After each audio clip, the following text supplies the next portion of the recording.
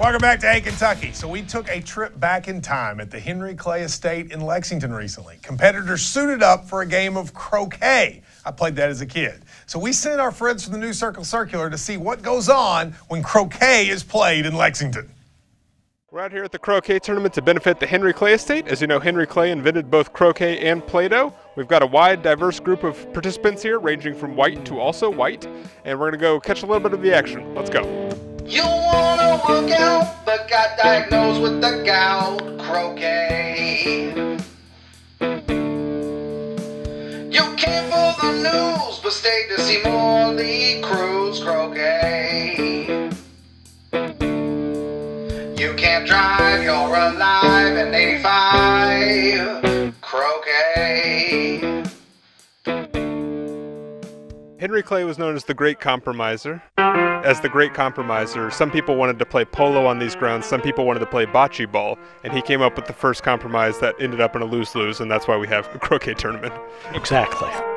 Today is the 7th annual Croquet Tournament, which brings together a group of sports aficionados that are interested in having a good time and enjoying the grounds here at Ashland. I noticed you said sports aficionados and not athletes. So what are we raising money for today? Well, the funds go to maintaining the grounds here at Ashland because we don't receive any support from the city or state or federal government, so it's all privately funded.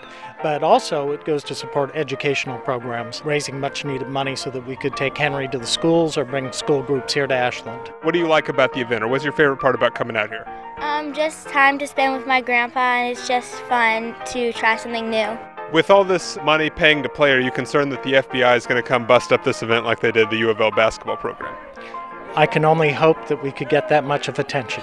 No publicity is bad publicity. Do you feel like croquet is a good compromise for people who are not athletic but would like to call themselves athletes? That is fairly accurate. You know, at a certain age, it's just good to move, maintain balance, and be able to shoot something in a straight line. So I'm sure it gives a lot of people a sense of accomplishment. Yes. You can tell when someone is at the highest form of sport when it's referred to as good to move. How long have you spent studying the art form and perfecting your craft? We got here about 15 minutes before it started, pounded a couple of beers, and I think we found the magic line based on the results of that first game. Of course, you know, it only gets harder from here. Are you doing any sort of drug testing on the athletes out here? Constantly.